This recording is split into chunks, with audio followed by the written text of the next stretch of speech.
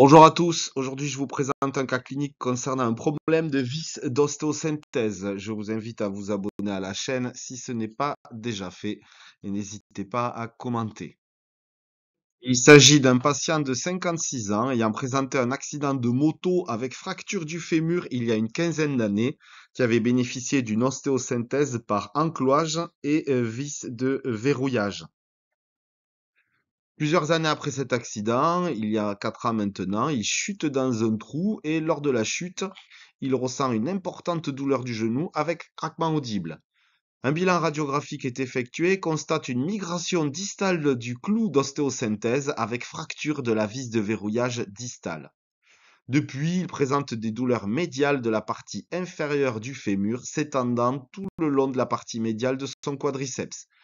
Il est adressé par le chirurgien orthopédiste pour un geste infiltratif. Voici la radio initiale lors de son accident de moto avec la mise en place d'un enclouage du fémur et d'une vis de verrouillage distale. Plusieurs années après, il chute, ressent une très volumineuse douleur, très importante, douleur au genou. Un bilan radiologique est effectué et on constate une migration distale du clou. Vous voyez que le clou s'arrêtait ici, alors que là, il a vraiment continué jusqu'au condyle fémoral et présence de cette fracture de l'enclouage. La vis, s'est cassée en deux et lors de cette fracture, vient affleurer ici au contact du muscle quadriceps, provoquant des douleurs pour le patient. Devant la difficulté d'ablation de cette vis, le chirurgien décide dans un premier temps d'effectuer un geste infiltratif et nous l'adresse en échographie.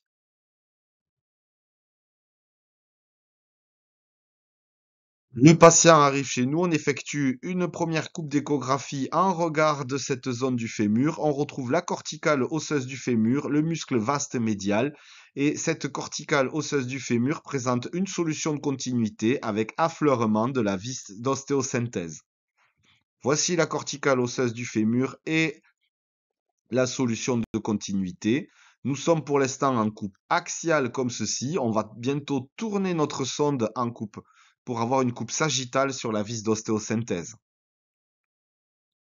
On constate l'effraction de cette vis d'ostéosynthèse qui vient au contact de l'aponévrose du muscle vaste médial mais ne semble pas avoir perforé cette aponévrose.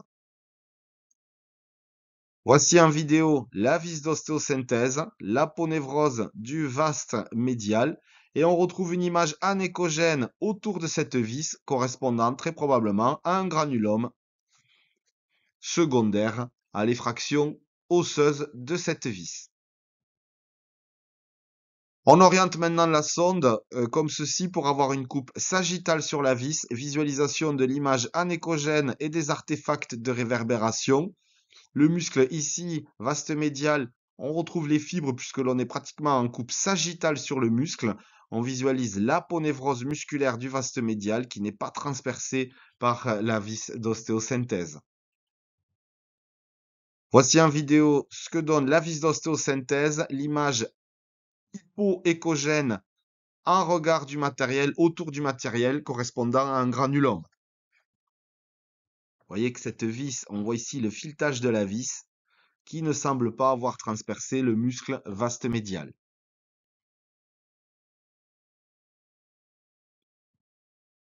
On retrouve cette image hypoéchogène autour du matériel correspondant à un granulome.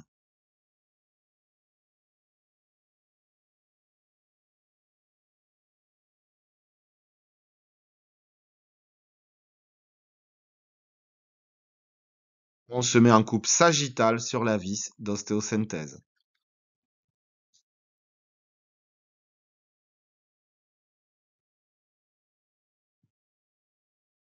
On retrouve en appuyant sur la sonde la douleur présentée par le patient.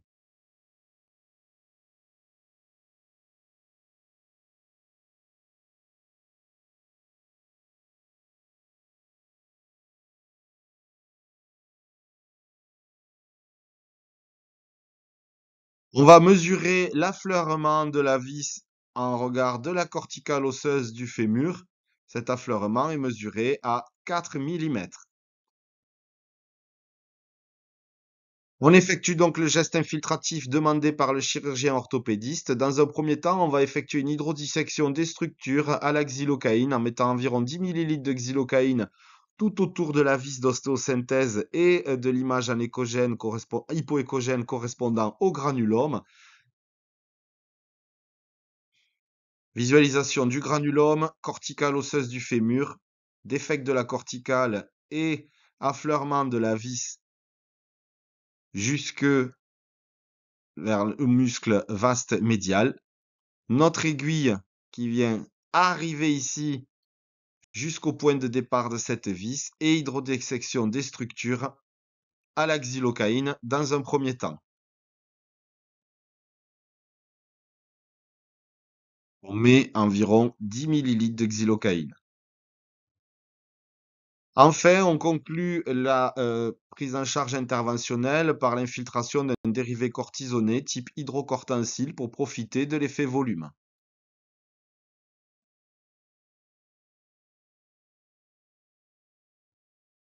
En conclusion, l'affleurement de cette vis au contact de l'aponévrose du vaste médial sans la transpercer provoque des douleurs ressenties par le patient. Le chirurgien demande un geste infiltratif dans un premier temps. En cas d'échec, se posera la question de la difficulté opératoire d'ablation de ce clou posé il y a plus d'une quinzaine d'années et de cette vis fracturée en deux. Merci à tous.